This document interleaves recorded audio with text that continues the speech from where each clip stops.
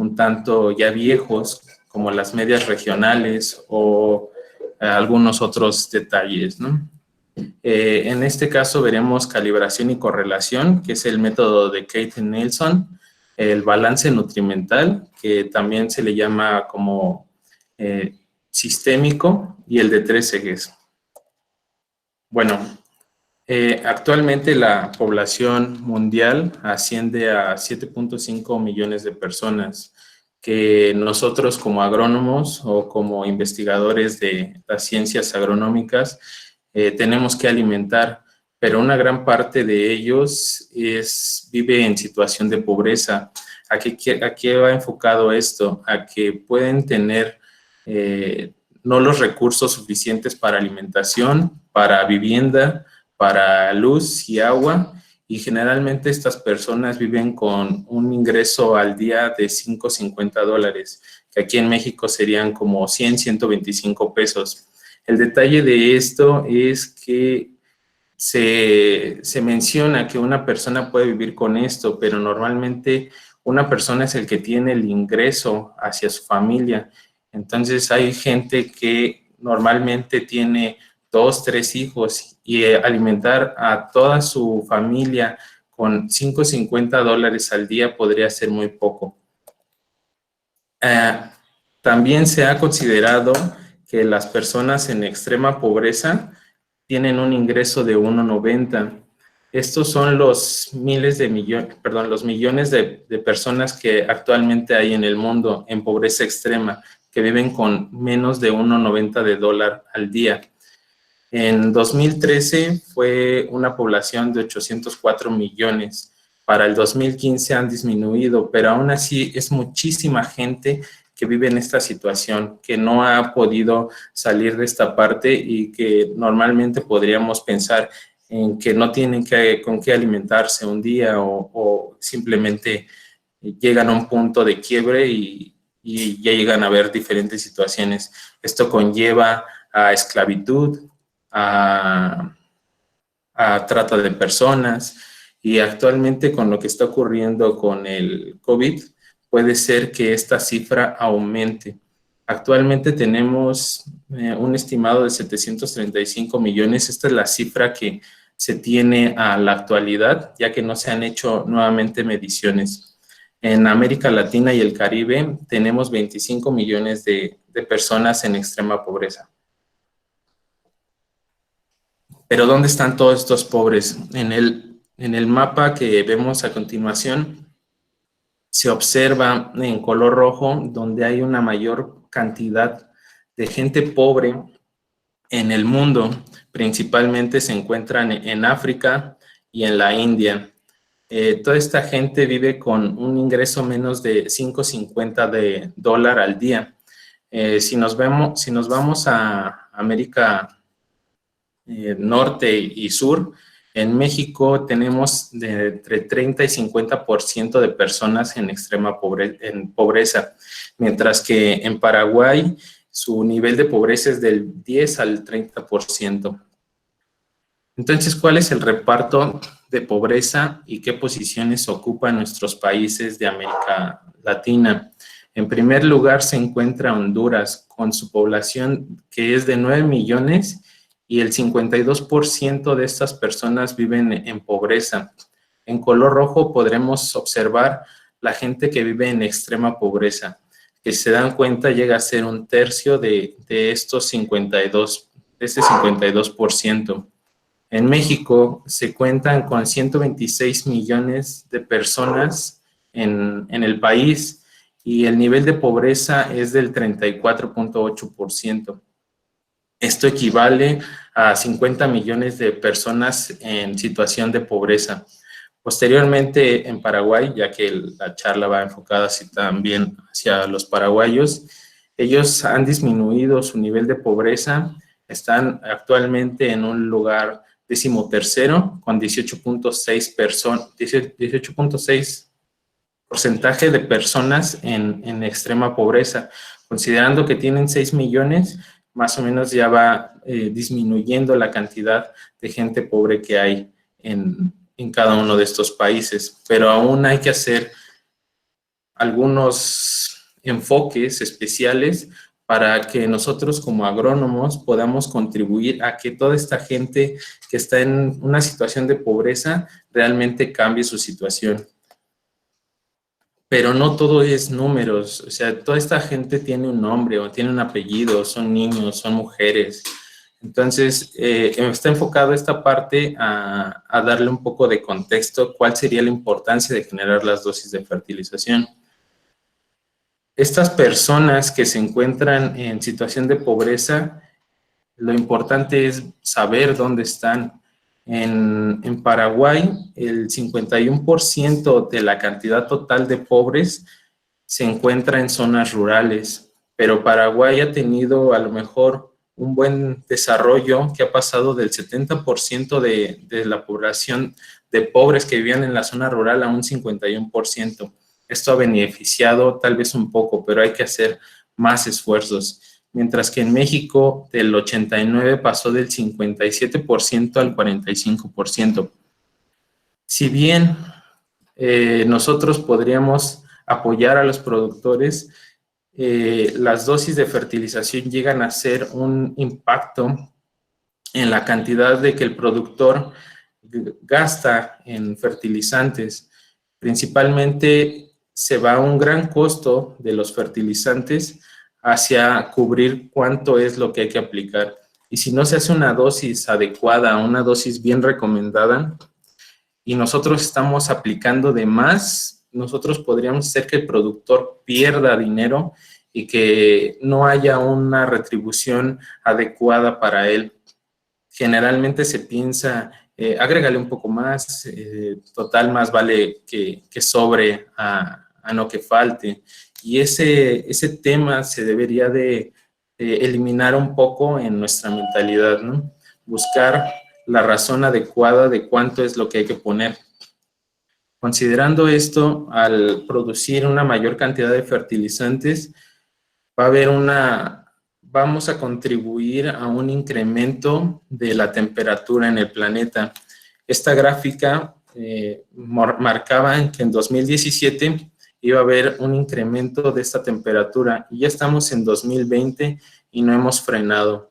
Si nosotros llegamos a 2040, podría ser que esta temperatura se incremente 1.5 grados.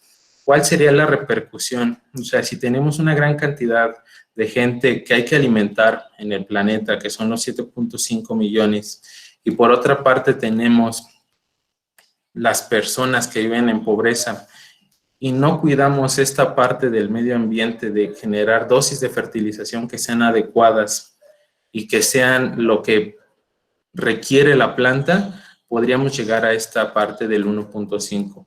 ¿Qué sucedería? Si la temperatura se incrementa, el nivel del mar también. Estaríamos perdiendo algunas ciudades y esto generaría mayor hambruna, una mayor emigración de personas, que se pierdan tierras de cultivo. Si vemos, se perdería totalmente la península de México y las zonas costeras. Por otra parte, en América del Sur tendría un incremento del mar en la zona de Buenos Aires. Totalmente esa ciudad se perdería, Montevideo y Asunción y Río de Janeiro. Toda esta población que estuviera viviendo en estas zonas costeras tendría que emigrar a zonas más altas. Al haber una mayor inmigración, tendríamos más desempleo, más personas en situación de pobreza, más carencias que tendríamos que ir regulando. Entonces, esto es un tanto importante. Actualmente, el nivel de personas se ha incrementado, pero todas estas personas migran hacia una zona urbana, haciendo que la población rural también sea menor. Hay menos cantidad de gente que vive en las zonas rurales que tiene que alimentar a los de las zonas urbanas y a los de las zonas rurales. Esta gráfica es del 2015, donde se mencionaba que teníamos que hacer una regulación y apoyar a los productores para que ellos pudieran generar más alimentos y alimentar a esta población. Si se dan cuenta en la gráfica, para 2050 las personas que viven en zonas rurales las personas que viven en zonas urbanas habrán rebasado a las personas que viven en zonas rurales. Entonces tenemos que alimentar una gran población, que observar la cantidad de personas de las zonas rurales que si no tienen alimentos para subsistir o para sobrevivir, ellos migran. Entonces el campo podría llegar a un punto de abandono. Entonces, a pesar de que pueda sonar un tanto extraño que con una dosis de fertilización podamos apoyarlos, en realidad se puede hacer mucho, ya que con una dosis adecuada el productor puede incrementar su ingreso neto, considerando que no va a tener pérdidas. En la parte del fertilizante sintético, se ve en América, en el continente americano, cuánto es lo que ocupamos de ese fertilizante. Si se dan cuenta, más hacia el norte se llega a ver un incremento del 75 al 100% del fertilizante que se ocupa. Estamos dejando atrás la parte orgánica o la parte de abonos orgánicos, las alternativas que teníamos anteriormente, y estamos enfocándonos a principalmente aplicar fertilizante, y esto no puede ser una razón para tener una salida fácil. Hay que hacer un manejo adecuado de estos. Si lo vemos en México, llega a tener un uso de fertilizantes sintéticos que va del 50 al 75%. De todo el fertilizante que se ocupa, esta parte va aplicada hacia el suelo. Pero si lo vemos en esta zona de Paraguay, ellos tienen un uso de entre el 20 al 30% del fertilizante sintético. Y esto es debido a la fijación biológica del nitrógeno. Si nos damos cuenta, está más enfocado hacia América del Sur, que hay un gran incremento de estos microorganismos. Lo que es Brasil, Bolivia, Paraguay, Argentina, tienen un incremento de estos microorganismos que pueden ser benéficos, los cuales nos están ayudando a incorporar el nitrógeno atmosférico, que si bien en algunas formas gaseosas pueden contribuir a que se incremente la temperatura en el planeta, pero esto es más enfocado hacia los cultivos que se producen en estas zonas, que puede llegar a ser soya principalmente. Pero si lo observamos, entre el 50 y el 100% del nitrógeno es fijado biológicamente por estos microorganismos. Una parte importante del uso de los fertilizantes es cuánto del fertilizante que yo estoy aplicando, cuánto va a absorber la planta. Puede ser, y normalmente hay gente que cree que todo el fertilizante que se aplica, la planta lo consume, y en realidad no es así. Primero, cuando llega el fertilizante al suelo, quien lo va a consumir va a ser el mismo suelo, ya sea que éste se vaya hacia las partículas finas, que me refiero a la arcilla o a los coloides del suelo, y otra fracción se va a ir hacia los microorganismos. Los microorganismos van a ocupar este nitrógeno para agregarlo hacia sus estructuras. Entonces, la eficiencia del uso del nitrógeno va enfocado a esto. ¿Cuánto de lo que estamos aplicando en realidad está llegando a la planta? En India, Egipto y China, sus unidades han ido descendiendo. Esto va enfocado principalmente con el gran uso de fertilizantes, nosotros podemos hacer a un lado a los microorganismos y que estos no nos ayuden a la fijación biológica. Si se dan cuenta, tenía una eficiencia de entre el 60 y el 80, y en los últimos años ha descendido al 40%. ¿A qué me he enfocado esto? Que si nosotros agregamos 200 kilos de urea al suelo, estos 200 kilos de urea representan 100 kilos de nitrógeno, pero esos 100 kilos de nitrógeno solo la planta va a absorber 45 kilos. O sea, todo ese nitrógeno que está perdiéndose puede ser que se haya lixiviado, que se haya desnitrificado, que se haya volatilizado o inmovilizado por microorganismos. Esta es una serie enorme de procesos. No sé si han visto que hay productores o algunos técnicos que llegaran a aplicar el nitrógeno en la superficie del suelo. Esto genera normalmente volatilización. Por otra parte, tenemos a Holanda, Francia y Grecia, que ellos se han dado cuenta de todas estas pérdidas y buscan un manejo más eficiente. A lo que voy con esto es que no necesariamente es malo aplicar fertilizantes, sino la idea es aplicarlo de una manera adecuada donde la planta lo pueda absorber en mayor disponibilidad para ella, ya sea que se hagan aplicaciones consecutivas considerando las fases fenológicas de la planta o que vayan puntualizadas. Cuando el fertilizante se aplica al voleo, cuando el fertilizante se aplica lejos de la planta, llega a causar algunas deficiencias o puede ser que este fertilizante se pierda. Por otra parte, en Brasil, en Estados Unidos y en Bangladesh, la eficiencia que tiene este fertilizante llega entre el 60 y el 40%. Pero ¿cuál de todo esto que nosotros estamos aplicando representan? Si lo vemos en esta gráfica, se ha ido incrementando desde 1960 la cantidad del fertilizante sintético aplicado, que va incrementándose año con año, ¿no? Esto traería consigo a que no se hagan dosis aplicadas enfocadas a la planta o al suelo y que solamente se está aplicando fertilizante sin considerar todos estos factores, ya sea de dinámica nutrimental del suelo o dinámica de la planta. En la parte del estiércol llega a haber un incremento, pero no ha sido tan representativo. Hay zonas que en realidad no tienen la capacidad de aplicar algún abono orgánico porque no hay ganado cerca. Entonces, tendríamos que hacer un manejo puntualizado, aún así del fertilizante orgánico, porque normalmente se aplica al voleo o se riega en el suelo y posteriormente se incorpora, o a veces ni se incorpora. Esto contribuye a que el fertilizante orgánico también se pierda por volatilización o por lixiviación. En lo que se refiere a deposición, es toda la contaminación que producimos cuando hay una precipitación, esta cae al suelo y puede contribuir un poco, pero si se dan cuenta, no es tan significativo.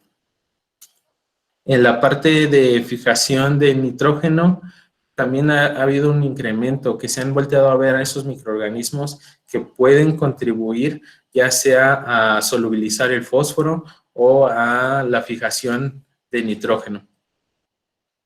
Estas gráficas van enfocados al uso del nitrógeno del lado derecho del fertilizante sintético y del lado izquierdo al fertilizante fijado biológicamente.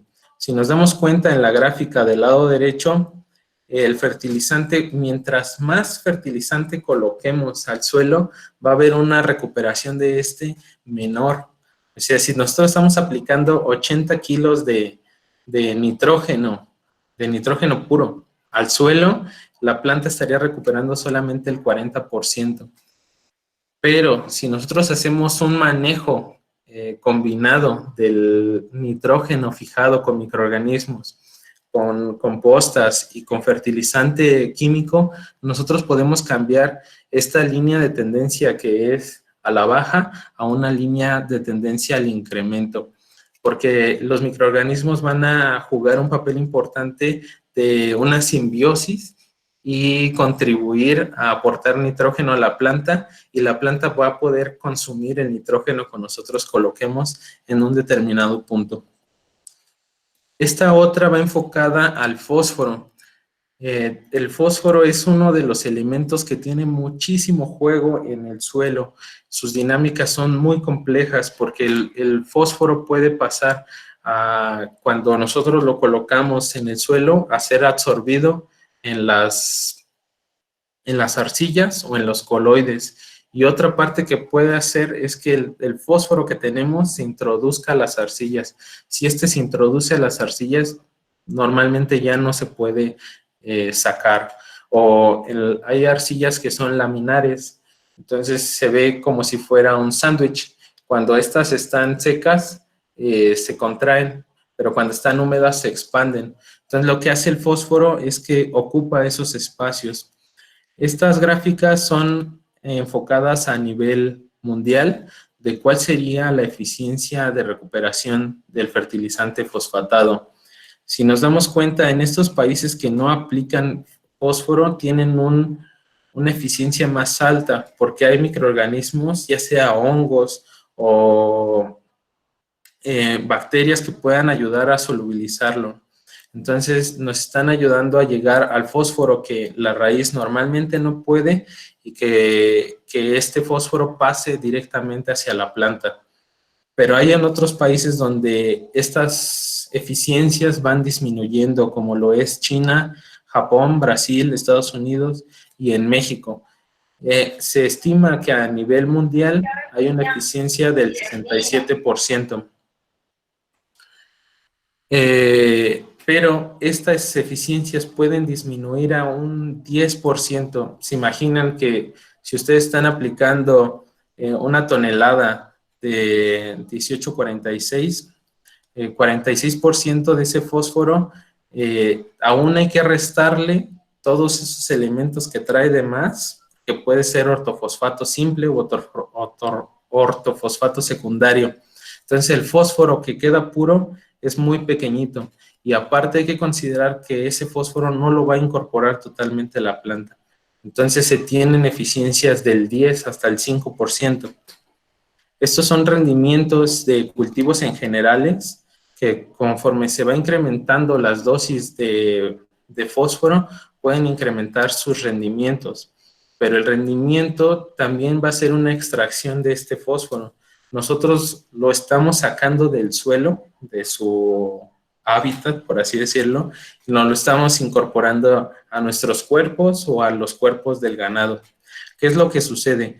Que en el caso del nitrógeno se hace de síntesis química, pero en el caso de fósforo se extrae de la roca fosfórica de diferentes países.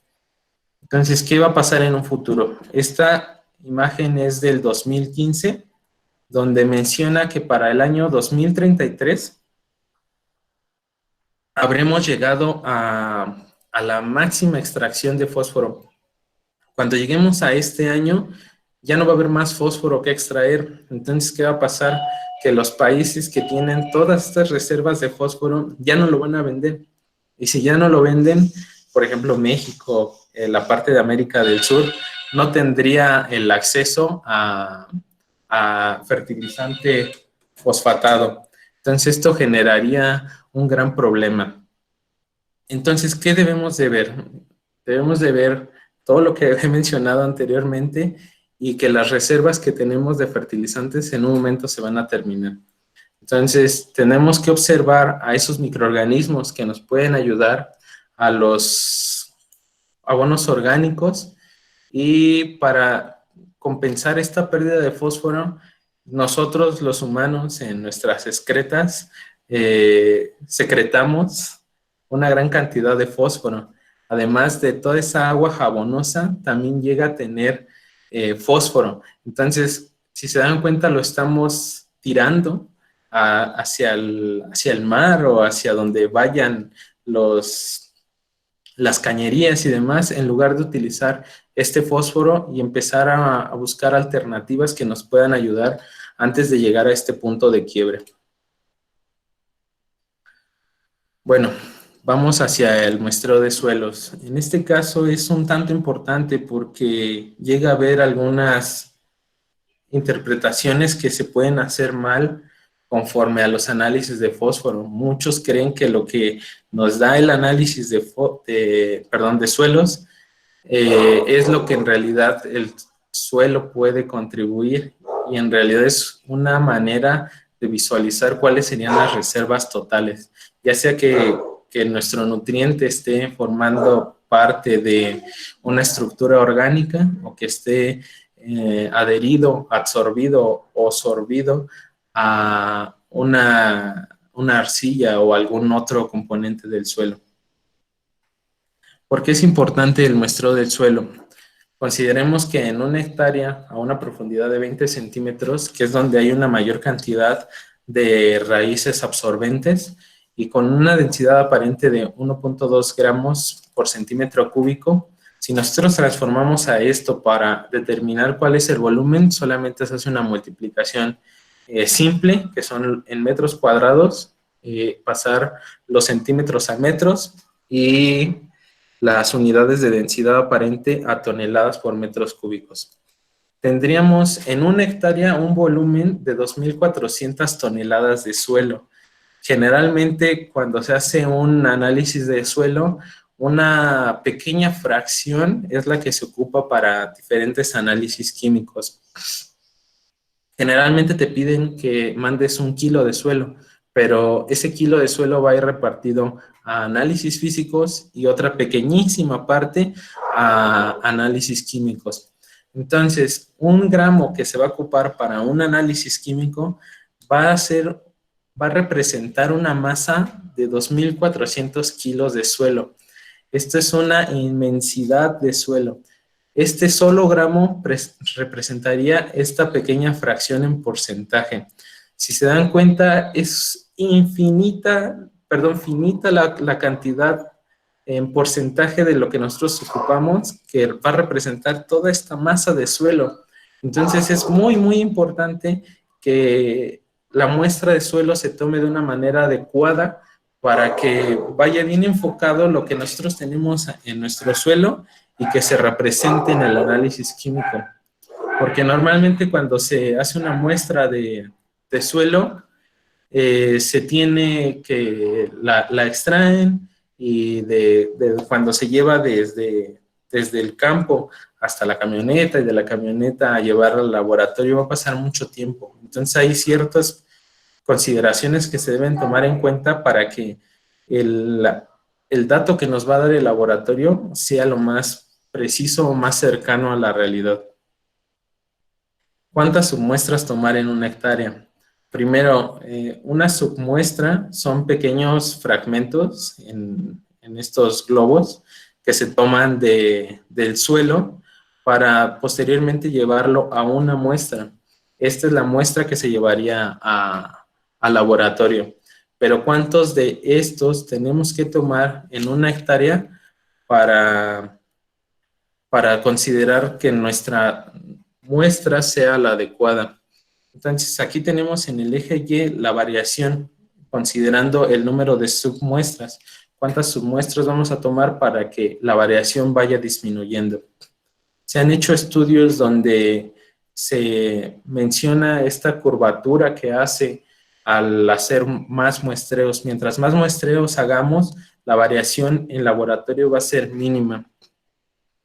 Si nosotros tomamos 10 submuestras, 10 de estos globos de colores que coloqué aquí para formar una muestra compuesta, vamos a tener un porcentaje de variación del 25%. ¿A qué se refiere esto? Que va a variar un 25% de la realidad que tenemos en nuestro suelo.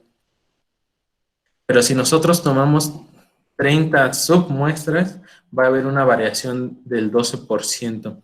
Sé que esto es un tanto difícil porque tanto en México como en Paraguay llega a haber una gran cantidad de hectáreas y para visualizarlas todas podría ser un tanto difícil.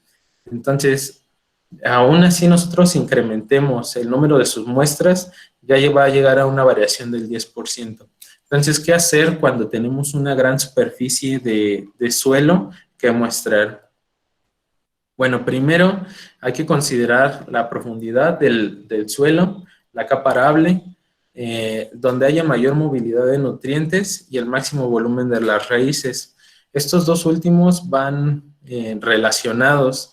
Normalmente llega a haber algunos errores que se hacen porque se cree que al muestrear un cultivo, ya sea maíz o soya, como tiene más raíces, hay que hacer un muestreo más profundo, o como en frutales, que son árboles gigantescos en algunas ocasiones, y estos muestreos hay que hacerlos más profundos.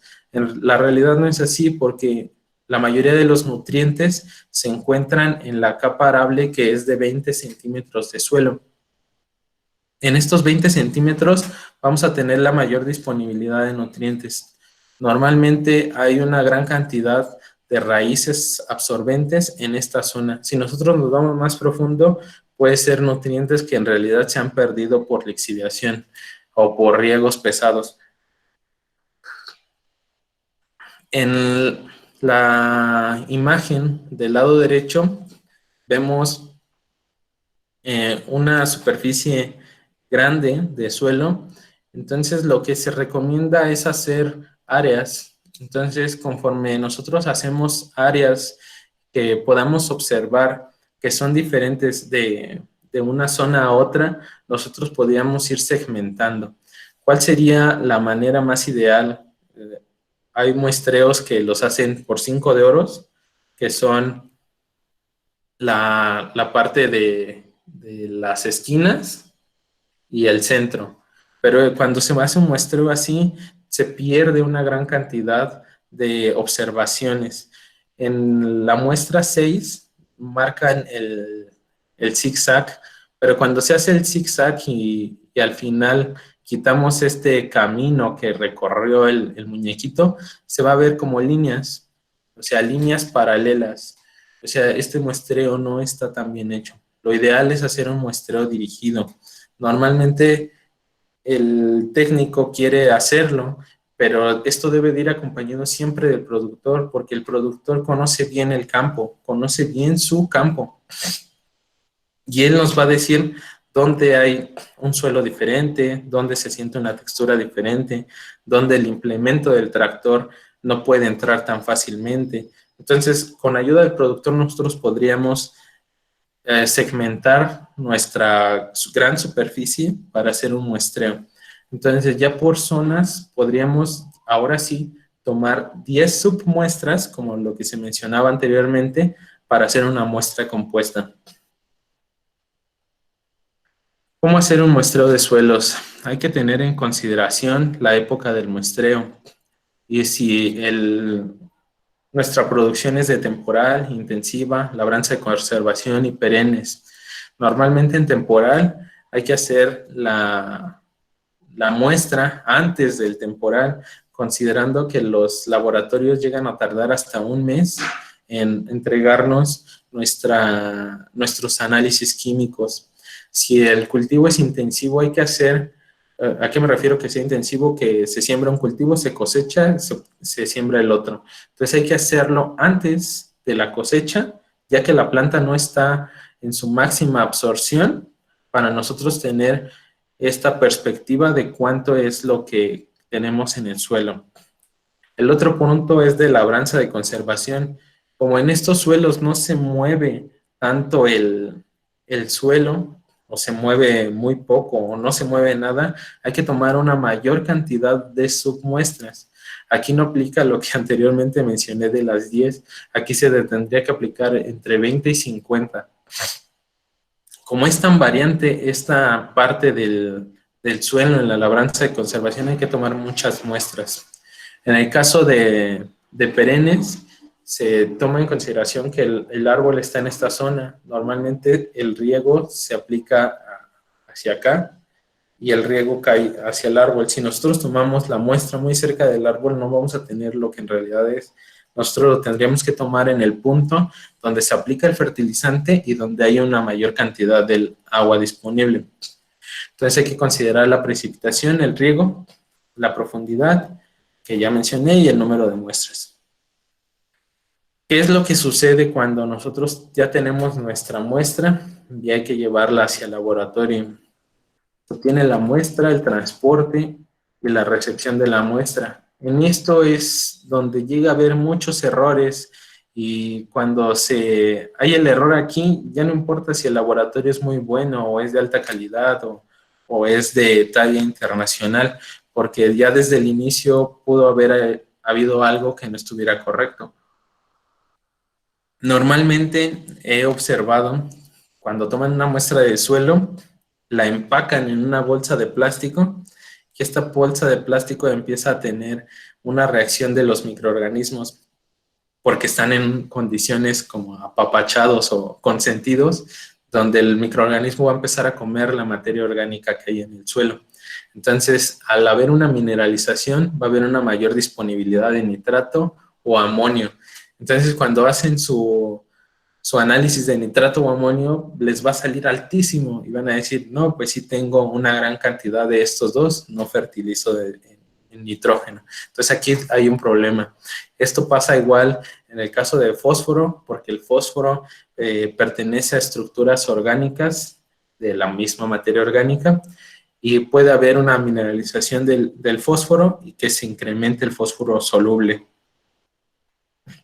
El tiempo de sacar la muestra a llevarla al laboratorio debe ser lo más reducido posible y que la muestra esté seca.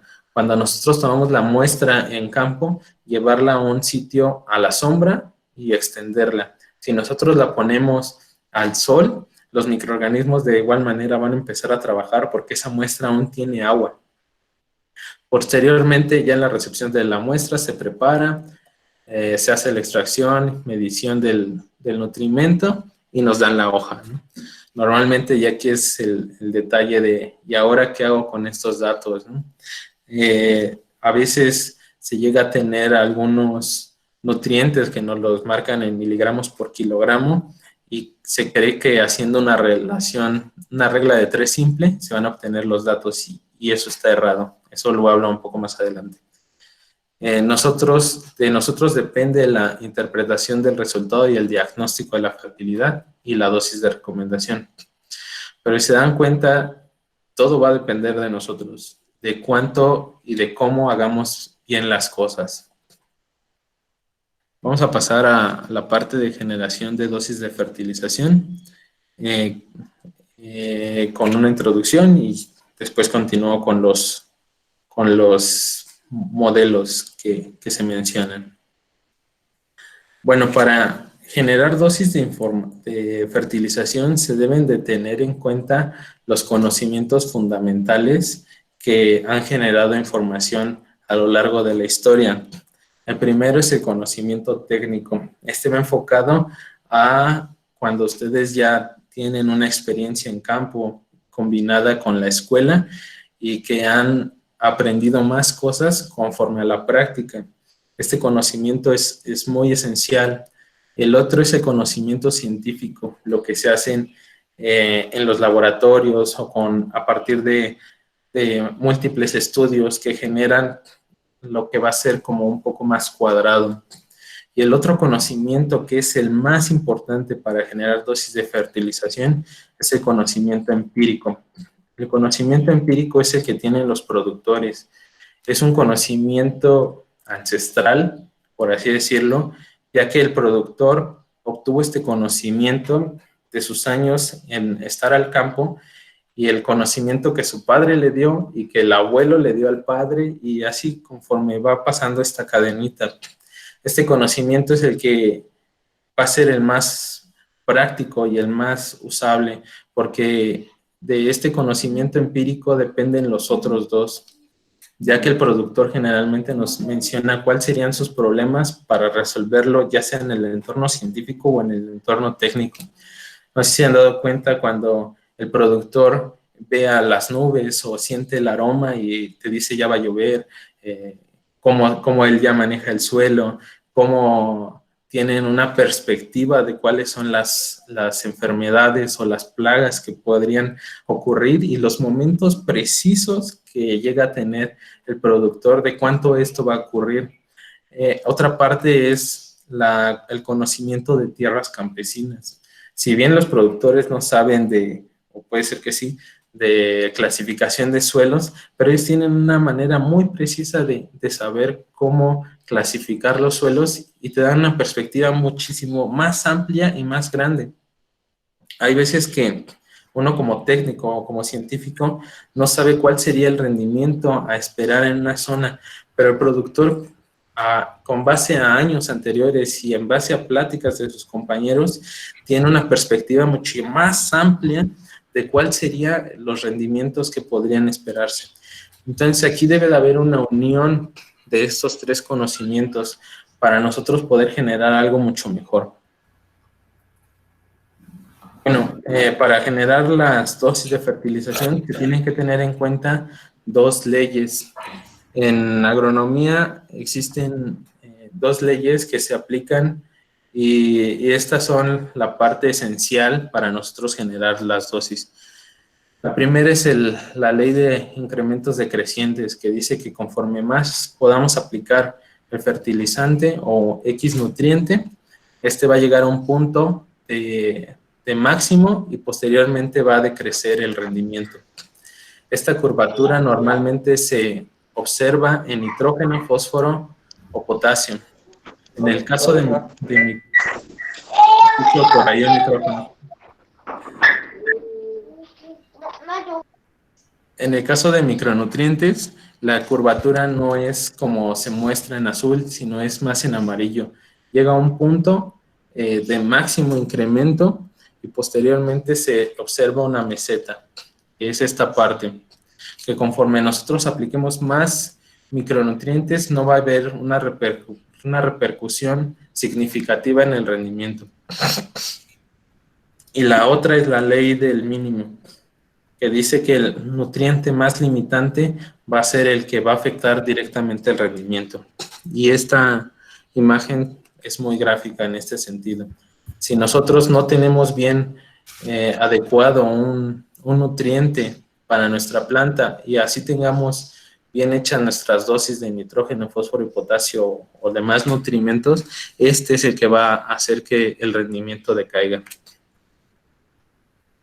Esta otra parte menciona cómo serían los síntomas visuales del rendimiento, teniendo un primer incremento acelerado conforme nosotros aplicamos X nutriente, teniendo síntomas visuales o una concentración crítica, una reducción del 10% de nuestro rendimiento, que es el rango crítico nutrimental. En esta zona puede ser que la curvatura no sea tan pronunciada, pero separa de que tengamos un buen rendimiento o un excedente. Cuando la planta llega a su máximo expresión de rendimiento, normalmente la planta va a seguir consumiendo iones del suelo, entonces es un consumo de lujo hasta que llega a un punto de toxicidad. En este caso vamos a ver la calibración y correlación. Es el método de Kate y Nelson. Es un método un tanto viejo, que se generó en los años 80, me parece, donde se toma en consideración el rendimiento relativo de nuestro cultivo y el nutriente que está en el suelo. En la fórmula se muestra cómo obtener el rendimiento relativo. La idea de esto es correlacionar estos dos parámetros, correlacionar Y con X. Nosotros podríamos obtener una línea totalmente paralela en donde se ve que conforme se incremente el nutriente del suelo, se va a incrementar nuestro rendimiento relativo. En algunas publicaciones, ya sea de Facebook o de Internet o de YouTube, se llega a ver que venden Excel, plantillas de Excel, donde te mencionan que un nutriente, mientras tú le vayas poniendo más, va a tener un incremento del rendimiento. Y esta es la línea que menos se parece a la realidad. Esta es una línea que se torna o que se llama 1 a 1. Normalmente no sucede cuando nosotros lo observamos en campo. Lo que sucede son estas dos. Cuando hay un incremento del nutriente, podemos obtener una respuesta rápida de nuestro rendimiento relativo o una respuesta demasiado lenta, que conforme nosotros vayamos incrementando el nutriente en el suelo, este va a tener un incremento paulatino, no va a ser tan significativo. Anteriormente, los nutrientes del suelo se reportaban como partes por millón, pero esta nomenclatura no es la adecuada. La adecuada tiene que ser en miligramos por kilogramo con S-1 o con la diagonal. Ahora supongamos que tenemos un nutriente en el suelo, lo podríamos ver como fósforo, y tenemos un rendimiento relativo. En este modelo de Caitlin Nelson se basa en mientras más observaciones se tengan. Ustedes como técnicos que pueden estar asesorando a 20, 30 productores, no sé, si se pueden tener más, se obtiene una mejor interpretación de estos datos. Tendríamos nuestro nutriente en el suelo, tenido por el laboratorio, y nuestro rendimiento. Para llevar a cabo este método solamente necesitamos un año de evaluación, un año de hacer un experimento visual. Entonces se utiliza un cuadrante. Nosotros ponemos nuestras dos líneas, nuestro eje Y y nuestro eje X, al centro de nuestras observaciones y lo movemos. Pero estas líneas amarillas se van a mover con la finalidad de intentar excluir la mayor cantidad de puntos y ver dónde es el punto donde con una concentración de un nutriente, en este caso el fósforo, obtenemos el mayor rendimiento posible. Entonces, nosotros movemos el eje de las líneas amarillas con la intención de hacer una discriminación de estos puntos. Si se dan cuenta, yo lo moví a razón de dejar un punto a mi izquierda y 2 puntos abajo a la derecha. Con esta línea nosotros tenemos una perspectiva de cuánto es la concentración del nutriente en el suelo necesaria para llegar a un rendimiento más alto posible. Estos puntos, que a pesar de que tienen una mayor concentración hipotéticamente de fósforo, puede ser que están influenciados por la ley del mínimo. O sea, hubo alguna otra perspectiva que influyó a que el rendimiento disminuyera. Igual es el caso para este. Hubo alguna saturación que contribuyó a que este se disparara en tener una mayor respuesta, teniendo una menor concentración del nutriente en el suelo.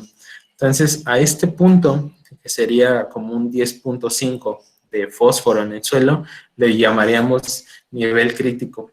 A partir de este punto, nosotros tendríamos una perspectiva de cuánto es la cantidad óptima en nuestro suelo a la que tenemos que llegar para tener un mayor rendimiento. Es un método sencillo, pero muy dinámico. Cuando no se tienen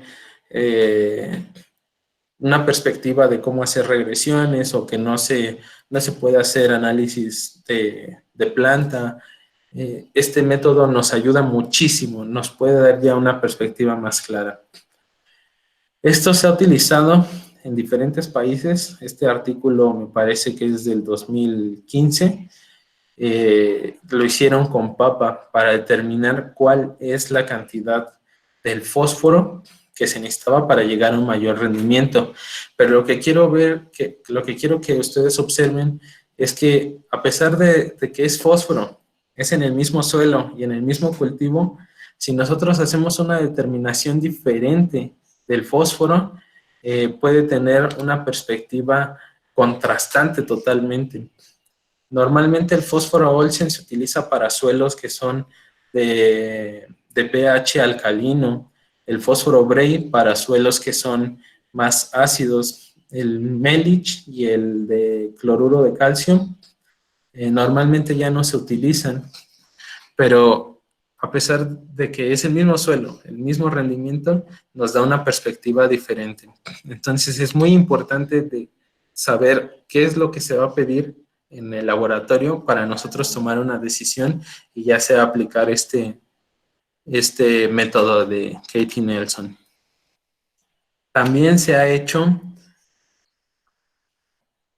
con potasio. En este caso, este trabajo es del 2016, me parece. Se hizo con maíz y con frijol o soya, bueno, no importa, en donde el análisis de suelo se hizo en base seca y en base húmeda. Si se dan cuenta, estos son los mismos suelos, el B y los A.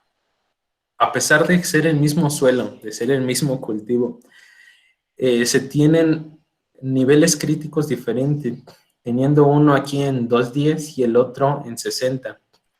¿Por qué es importante esto? Es importante enfocado a cuándo hay que tomar la muestra del suelo. Si nosotros hacemos la muestra del suelo en seco o en húmedo hay una mayor concentración de nutrientes en la solución del suelo, que es en el agua que se queda entre los poros o entre las partículas. Por eso es que nos da una cantidad menor del potasio que se necesita en comparación de cuando se hace el muestreo en seco. Lo ideal es hacerlo en seco para tener una perspectiva más clara de cuál sería el nivel crítico para tener un mayor rendimiento. Entonces, este método se puede utilizar tanto en fósforo, en potasio, en micronutrientes. Entonces, es muy práctico este modelo y nos da una perspectiva clara y rápida. Supongamos que ustedes ya se han asociado con técnicos que están en su zona para trabajar en conjunto hacia el apoyo del productor. Podríamos tener una perspectiva mucho más global de cuáles serían los rendimientos posibles en maíz conforme a las dosis. Esta metodología es similar a la de Katie Nelson, en donde vamos a hacer una línea de tendencia de cómo serían los rendimientos más altos que podríamos obtener. Entonces, nosotros en una perspectiva de aplicar 100 kilogramos de nitrógeno, podríamos obtener hasta 7 toneladas de maíz. Mientras que aplicamos 200, podríamos obtener 8 toneladas. Si se dan cuenta, es un brinco enorme entre 100 y 200. Son 100 kilos de nitrógeno, que si consideramos lo que mencionaba en la parte inicial de la plática, la planta solamente va a recuperar la mitad. Entonces, tenemos estos puntos que son los más altos en color rojo, pero también tenemos los más bajos. Esto nos da una perspectiva de nuestra ley del mínimo, qué es lo que pudo haber afectado, si no se regó bien o si no se hizo un manejo adecuado de la aplicación del fertilizante o si no hubo un control de plagas, enfermedades, malezas, mil cosas, ¿no? Pero nos da una perspectiva de cuál sería el mayor incremento de nuestro rendimiento, porque posteriormente a los 200 kilos la línea ya no incrementa y posteriormente desciende, que es lo de incrementos decrecientes. Por eso era tan importante mencionarlo. Bueno, el balance nutrimental o modelo sistémico. Este es uno de mis favoritos porque con este da una perspectiva mucho más amplia. Se puede utilizar ya sea con información de artículos científicos, información técnica o como el anterior, con un año de evaluación. Este método se empezó a desarrollar por George Stanford en los años 70 y por Greenwood en los años 80. En esta época ya se habían desarrollado las primeras dosis de hidroponía por Steiner o por, bueno, no recuerdo ahorita el otro autor, pero Steiner ya había generado.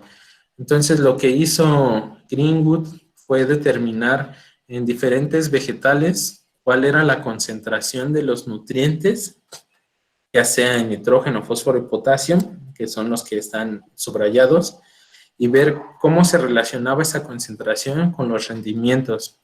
Mientras Stanford hizo las asociaciones similar a las de Kate y Nelson en determinar cuál podría ser una respuesta a las dosis de fertilización. Stanford obtiene estas curvaturas. Estos fueron los primeros que realizó, donde obtenía el porcentaje de nitrógeno en la planta y cuáles eran los contenidos los rendimientos que se obtenían. Entonces, conforme se incrementa la concentración del nutriente dentro de la planta, el rendimiento se va a incrementar. En las otras gráficas se obtiene el rendimiento conforme a las dosis de fertilización que se aplicaron y las concentraciones, si se alcanza a ver la manecilla, supongo, las concentraciones de nitrógeno. Entonces se asocia esto, es una simple asociación de ver de que nuestro rendimiento para alcanzar ciertas toneladas por hectárea, tendríamos que tener una concentración en la planta de 1.8 y así sucesivamente. Posterior a esto, a esta asociación de cuánto es lo que debe tener el nitrógeno en la materia seca a un determinado rendimiento, se conoce como demanda. Posteriormente, a México, vino un doctor chileno, Rodríguez Sanfuente, que desarrolló este método, es el de balance nutrimental, en donde considera la demanda del cultivo, considerando también todos los trabajos anteriores de Stanford y de Greenwood, considerando un balance de la demanda, lo que requiere nuestro cultivo, con el suministro que puede proveer el suelo y la eficiencia de recuperación del fertilizante, lo que les mencioné en la introducción. Entonces, para nosotros generar los datos que alimenten esta fórmula, necesitamos tener en cuenta la demanda. La demanda se determina con el rendimiento esperado, ya sea en kilogramos por hectárea o toneladas por hectárea. También el porcentaje de materia seca que va a tener nuestro, ya sea si es maíz, el grano, si es soya sería el grano, si es frijol sería el grano, si es una hortaliza, ya sea de hoja, nos vamos a enfocar en toda la hoja, o si es fruto, en hortalizas de fruto, nos enfocaríamos en los frutos. Y se multiplica por el requerimiento interno. El porcentaje de materia seca se va a pasar a decimales, entonces nos daría, supongamos que tiene un 10% de materia seca, sería 0.10. En el caso del requerimiento interno, es lo que les mencionaba anteriormente, la cantidad del nutriente en la materia seca que se requiere para llegar a un determinado rendimiento, y el índice de cosecha. El índice de cosecha es lo que utilizan mucho los que son mejoradores de maíz o de estos cereales o granos, que es nuestro producto esperado, ya sea el maíz o la mazorca, el grano, entre la biomasa total. La biomasa total va referida a todo el rastrojo que se genera y se hace la división para obtener un valor. Para nosotros tener en cuenta ahora el suministro, lo que les mencionaba anteriormente es que se tiene la creencia de que si nosotros nos está diciendo que tenemos 10 miligramos de fósforo en el suelo por kilogramo, y lo que anteriormente mencionaba, que una hectárea pesa 2.400.000, se cree que si se hace una regla de 3 se va a obtener el valor de fósforo, pero ese es una creencia que está errónea. Lo que se debe de considerar para obtener el suministro de ya sea de fósforo o potasio en el suelo es considerar la eficiencia del cultivo. Principalmente los diferentes cultivos tienen las raíces que nos van a ayudar a absorber los nutrientes, ya sea por difusión, absorción, eh, eh, intercepción radical. Entonces el fósforo y el potasio se absorben por intercepción radical y por difusión. Entonces por eso tenemos estos valores. Son estimaciones, tampoco es algo que vaya a ser totalmente claro y tan preciso. Esto se ha ido generando poco a poco y la ciencia debería estar enfocada en generar estos valores de la eficiencia. Entonces, ¿cómo se hace? Para obtener el suministro de nitrógeno en el suelo, se considera el aporte del nitrógeno de la materia orgánica, el aporte de la biomasa microbiana y la inmovilización. En el caso del fósforo, vamos a tener el fósforo que obtenemos del suelo, de nuestro análisis de suelo, multiplicado por la eficiencia del cultivo, que sería esta.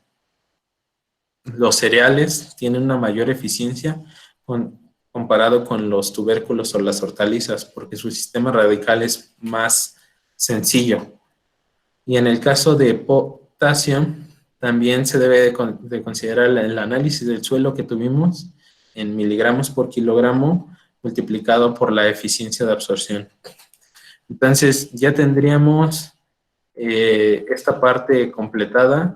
Faltaría cómo se determina la eficiencia de recuperación del fertilizante. Esta se hace esta fórmula teniendo en consideración el nitrógeno que es absorbido, o sea, el nitrógeno que está dentro de la planta sí, ya sea miligramos por kilogramo, el nitrógeno que absorbió nuestro tratamiento cero o la parcelita que no fertilizamos entre la aplicación de nuestro nutriente. Esta eficiencia de recuperación del fertilizante se puede aplicar tanto para nitrógeno, fósforo y potasio. Entonces nos da una perspectiva de cuánto es lo que se está aprovechando más práctico del suelo. A pesar de que este modelo es del 93, se ha seguido utilizando porque es el más preciso.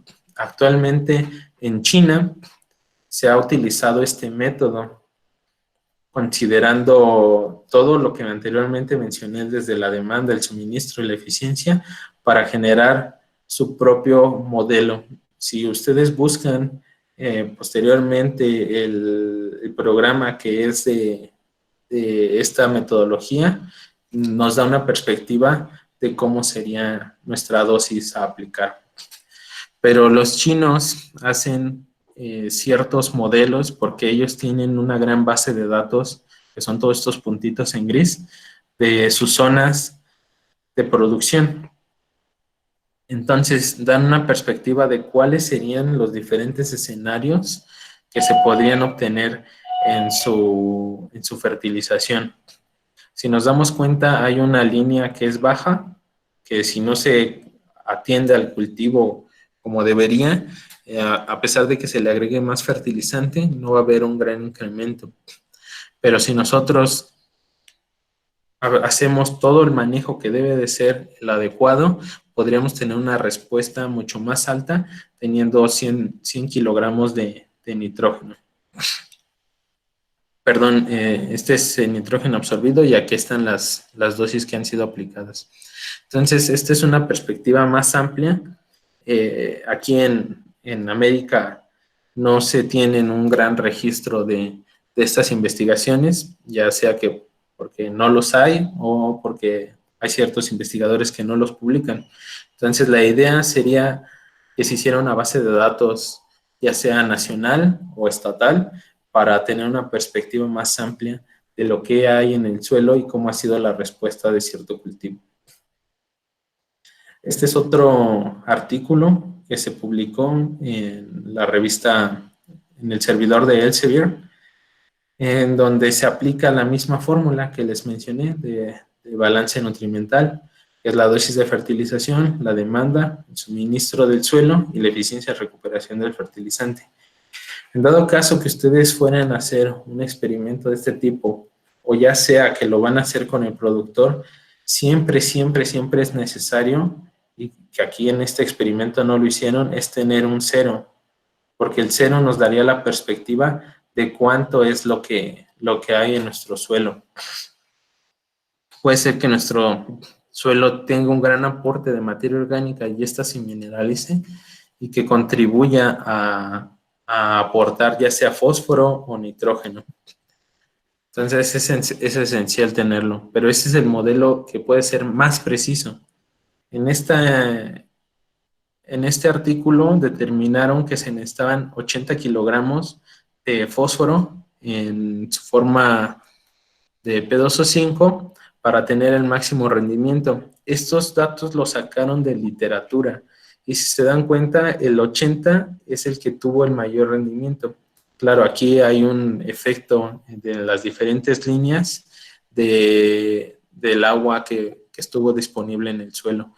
Entonces, tiene dos aspectos que son importantes. Por más fertilizante que nosotros pongamos, ya sea el de 80, que sería la dosis adecuada, si no se tienen todas las consideraciones de la ley del mínimo, nuestro rendimiento no va a poder llegar a ser el máximo. Vamos con el último, que es el de los 3 ejes. Este método también es muy práctico.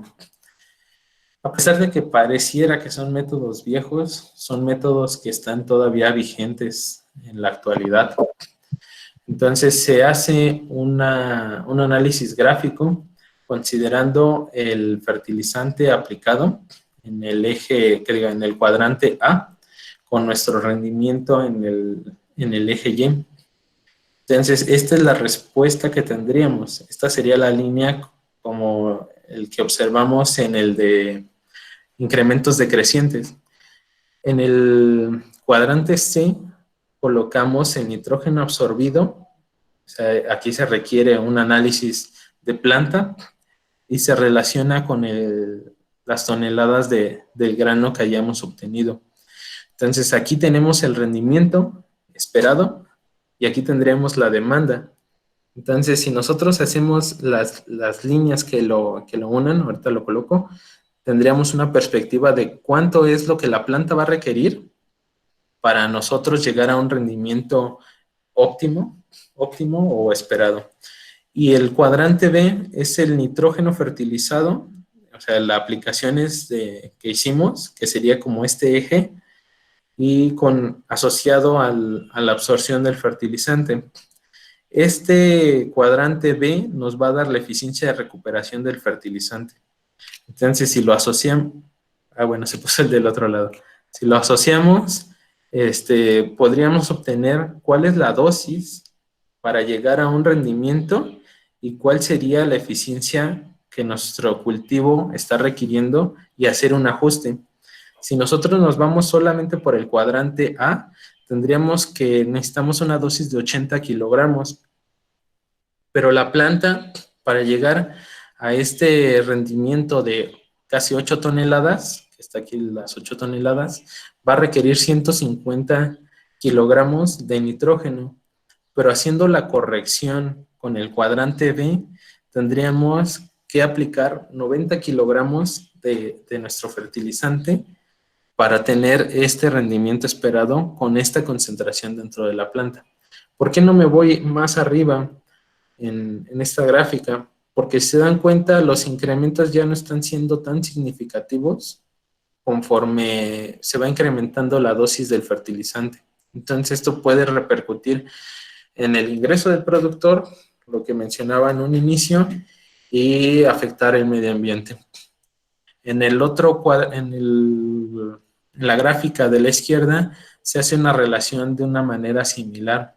Aquí se tienen dos variedades de, parece que era maíz, no recuerdo, en donde si se dan cuenta los rendimientos son diferentes, pero las concentraciones nutrimentales son muy similares, pero las eficiencias son donde varían. Entonces, esta pequeña variación de entre la línea punteada y la línea contigua hace que las dosis se tengan que incrementar o que el rendimiento sea más prominente en la nueva variedad.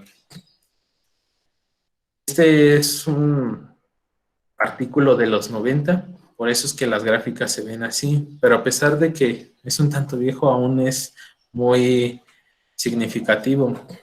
En este caso es en taro, con el que ahora se hacen los helados y papas dulces, pero si se dan cuenta en los rendimientos del producto fresco que es comerciable, se decaen.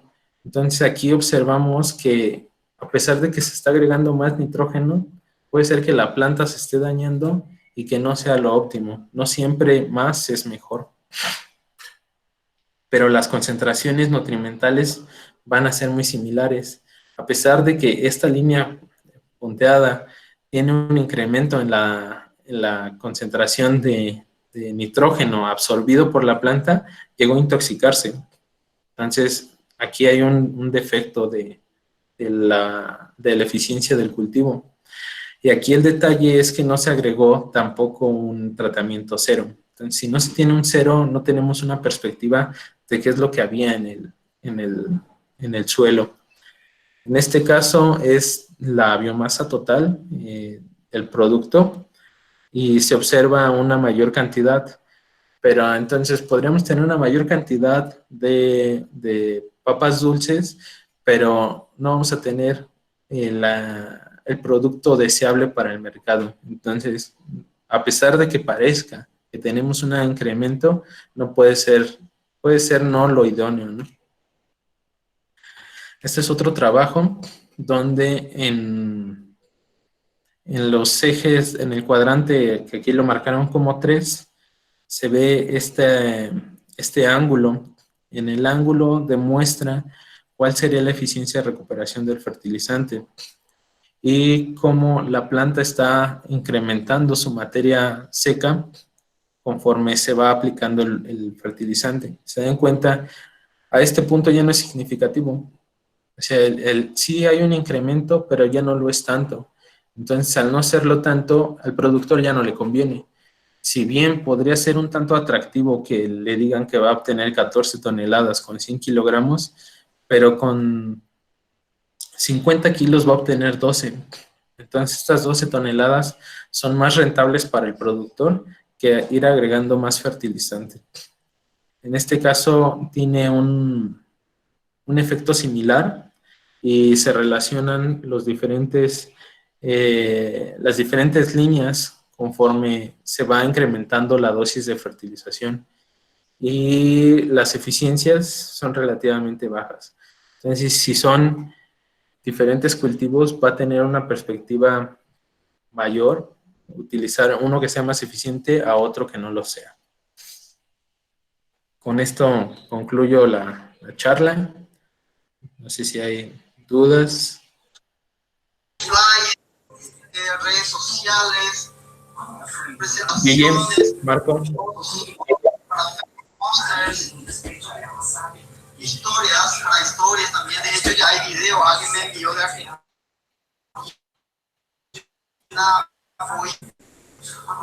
Empezó a hacer videos desde Canva, infografía, mapas mentales, portadas. Hola. Básicamente. Sí. Bueno, hay una persona que tiene su micrófono encendido. Patricio, ¿podrías apagar tu micrófono, por Bueno, favor? Para hacerle preguntas. Gracias.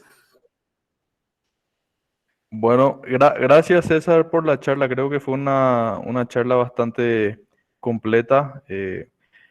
Creo que a más de una persona se le habrán aclarado muchas dudas. Creo que hay información que también hace falta que conozcamos técnicos y otros, también productores y otros profesionales que trabajan día a día con la producción. En el chat coloqué el enlace para poder descargar la charla del maestro Montoya Y en este momento abrimos un espacio para hacer preguntas. Pueden hacerlas a través del chat o sí, de preferencia a través del chat. De por sí ya hay unas cuantas. Al inicio de la capacitación, Javier Algarín preguntó si el uso de fertilizante sintético disminuye también a los microorganismos benéficos. Podríamos empezar Bueno, por ahí. Si tienen dudas, pueden ir haciendo. Bueno, cuando se aplica el fertilizante, la planta ya no hace esa asociación con el microorganismo. Cuando la planta siente que hay una falta del nutriente, segrega algunos componentes químicos, principalmente flavonoides, que hace que atraigan al microorganismo. Entonces, al atraer al microorganismo, ahí se da la asociación. Si no, si la planta está en condiciones adecuadas o de suficiencia del fertilizante, no va a hacer esta asociación. Entonces hace un lado al microorganismo. Y los microorganismos, ya sea que si no están vinculados con la planta, puede ser que comiencen a consumir el nitrógeno del fertilizante o el nitrógeno que se dio de la mineralización. Entonces llega como a veces a apagarlos en esta asociación y no hace que el vínculo sea el adecuado. Gracias. Hay otra pregunta hecha por Mariana Fin. Dice, ¿las aplicaciones de fertilizante pueden ocasionar estrés a la planta? Sí, cuando se aplica una cantidad excesiva del nutriente, llega a haber un efecto ya sea de toxicidad, como lo mostraba en las curvas, cuando decae, o cuando la conductividad eléctrica del suelo se incrementa o el pH y hace que tenga daños la raíz y que ya no absorba. Entonces ahí sería un efecto negativo. Ok. A esa pregunta yo quiero hacer una. ¿Qué efectos tiene colocar el fertilizante muy cerca de la semilla? ¿O a Bueno, qué distancia se podría colocar o se debería colocar? si nosotros tenemos aquí la semilla y ponemos el fertilizante, este se va a solubilizar con el agua. Entonces, cuando este se solubiliza, se empieza a acercar hacia la semilla. Si la semilla absorbe el agua, como tiene una gran cantidad de iones disueltos, este puede matar a la semilla, haciendo que colapse y que ya no germine el embrión. Ok.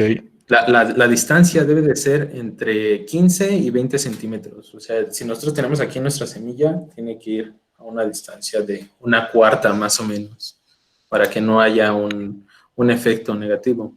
O cuando se coloca en fertirriego, la línea de riego se coloca a la mitad entre planta y planta para que no ocurra este efecto negativo. Ok. Otra pregunta. Marcelo Esteban Medina aquí nos pregunta si ya hay modelos programados donde se les pueden cargar los datos generados de los últimos que presentaste, dice. ¿Cómo? ¿Cómo Si si ya ya? hay modelos programados donde se puedan cargar datos generados. Está el de los chinos, que es Nutrient Expert, se llama, lo pueden buscar, en Google aparece y está libre para descarga.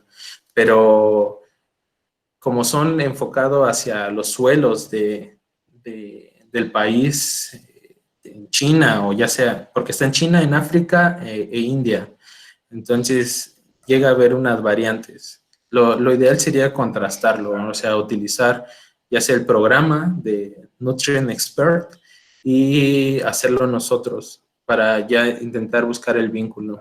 Y lo que mencionaba de los tres conocimientos fundamentales, ¿no? O sea, tener en cuenta lo del productor, lo de la parte científica, buscar artículos que sean de nuestra zona o hablarlo con el productor. Normalmente él sabe cuando hay una dosis excesiva, cuando te dice, no, Inge, si le aplico más de 200 kilos ya no responde. Entonces, es muy importante el conocimiento del productor. Es como el que da el vínculo a los tres conocimientos generales. Ok. Una pregunta de Karen Velázquez. Dice, creo que es necesario hacer más investigación en el área de fertilizantes orgánicos, ya que debemos incrementar la vida en el suelo. Tenemos mucho que hacer en el mundo. Excelente presentación, fue un comentario. Gracias. Javier Ayala pregunta, ¿los nutrientes tienen algún rango de toxicidad? ¿Cada uno es diferente o el rango es el mismo para todos? Cada uno tiene un rango de toxicidad y va a depender tanto de su disponibilidad en el suelo como la resistencia de las plantas. Hay plantas que toleran más ciertos nutrientes que otras. Entonces aquí es muy, muy particular, no se podría englobar, pero sí llega a haber rangos de toxicidad. Principalmente se puede ver toxicidad por micronutrientes, por nitrógeno, por fósforo. Si aplicamos de más, las plantas en fósforo las plantas se pueden ver moradas cuando ya hay un exceso del fósforo, que es similar a cuando les hace falta. Ok. Otra pregunta de Darío Rivera Lozoya. Dice, en hidroponía de sistemas de solución continua, ¿se pueden hacer gráficas como la última, de dosis de fertilizante absorbido y su correlación? Sí, sí, estas gráficas son muy adecuadas. Bueno, se pueden adecuar a cualquier sistema, ya sea que sea un sistema de que no se mueve el suelo, de labranza cero o de intensivo, o en este caso, como lo menciona, de hidroponía, porque se podría tener la curvatura de cuál es el punto más alto del nutriente y asociarlo al rendimiento. Entonces, sí, Ok, se hacen los dos ejes, o sea, el eje del cuadrante A, el B y el C ya no se tomaría en cuenta porque solamente se hacen restas para determinar cuánto es lo que absorbió la planta y cuánto es lo que tú estás agregando en hidroponía. ok. Una pregunta de Marco Maidana Ojeda. Dice, ¿es poco probable que haya fitotoxicidad por exceso de fertilización con micronutrientes? Llega a verlo en el caso del zinc, del cobre, sí llega a verlo. Ok. Pero Otra se llega a pregunta de... observar más cuando se aplica de manera foliar, porque en el suelo ven que mostraba la gráfica que iba en ascenso y después se convertía en meseta. Entonces no llega a decaer en la parte de toxicidad.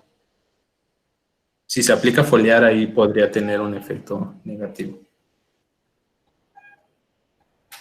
Ok. Una pregunta de Richard Irala. Dice, ¿el uso de biofertilizante en el suelo sería mejor que un fertilizante común? Si nosotros vamos a enfocar una dosis de fertilizante, o sea, si la queremos generar, normalmente se generan con el enfoque hacia fertilizantes químicos. Ya cuando tenemos cuánto es lo que la planta requiere, ya sea en la demanda y cuánto puede absorber de la eficiencia de recuperación del fertilizante, ya podríamos determinar si aplicando microorganismos podríamos llegar a esa demanda que la planta requiere. Pero es un proceso de poco a poco. Pero sí se puede. Ok, bueno. Esas fueron todas las preguntas. No sé si hay alguna más. Eh, Al parecer no. Si no, muchísimas gracias, César. Excelente presentación. Quiero comunicar también que esta charla va a estar en YouTube, en el canal de CEDIT, el cual vamos a estar publicando en el Facebook de CEDIT.